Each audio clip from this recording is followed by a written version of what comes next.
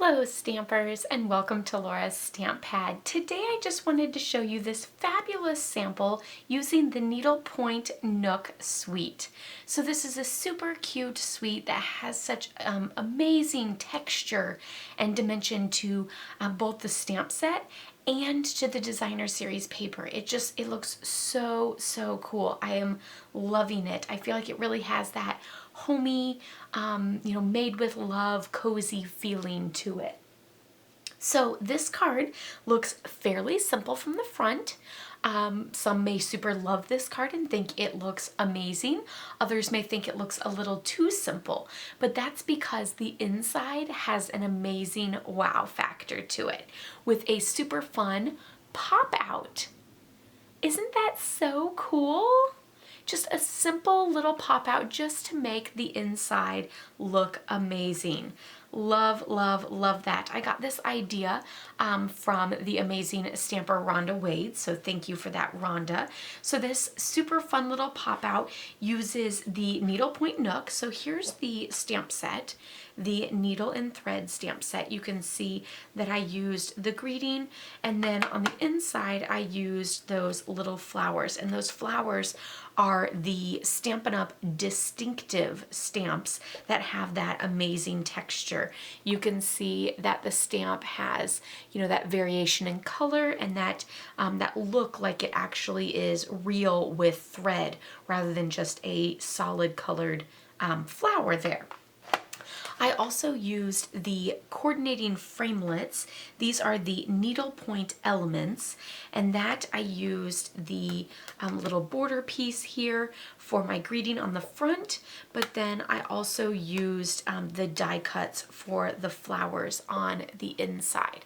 So I actually stamped the greenery on the inside and just added the flowers.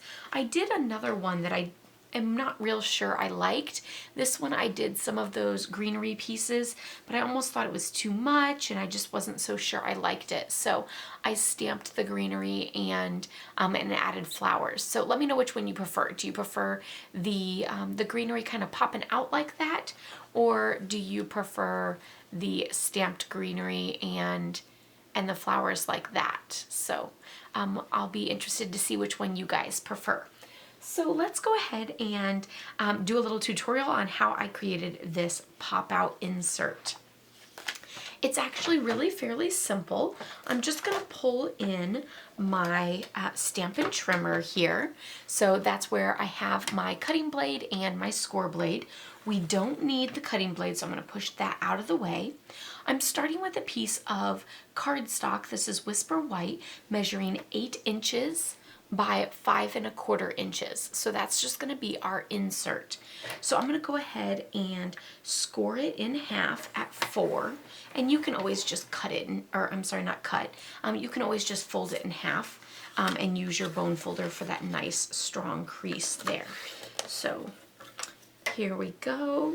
So scoring or just folding, whichever you prefer. And then now we want to grab a pencil, because then we can just put like a light little mark on it and it won't be super noticeable. So the one mark that we want to do is we want to do 2.5 down from the top. So let's see if I can. Oh, let me try to move this down a little bit. So here we are. I'm going to place my card base down at 2.5, which 2.5 is right here, and I'm just going to put a little mark right here, and that's just where the 2.5 is. Then I'm going to measure 1.5 inches from either side of that center score line. So I'm just going to put a little mark there, and then I'm going to put the 1.5 or the center at 1.5 and do a mark there at the cutting line. So I have 3 spots marked on my card. I don't know how well you can see it because I did it in pencil and that was on purpose, but there's 2.5 down from the top and then 1.5 inches on either side of that center line. And so now we're just going to place this with our 2 marks, our 2 pencil marks in the groove, and do a score line. for some reason for scoring, I always feel the need to go like over it a couple times. So you can kind of see that score line here on the back, which is great because we need a score line there too. But I do think I needed a little bit more. And so now we have that triangle. Can you see the triangle here? Maybe. You can see it a little bit better on that side, I think. So now we're just going to fold on those lines. Here, now you can super see the triangle. And we're gonna pop that forward.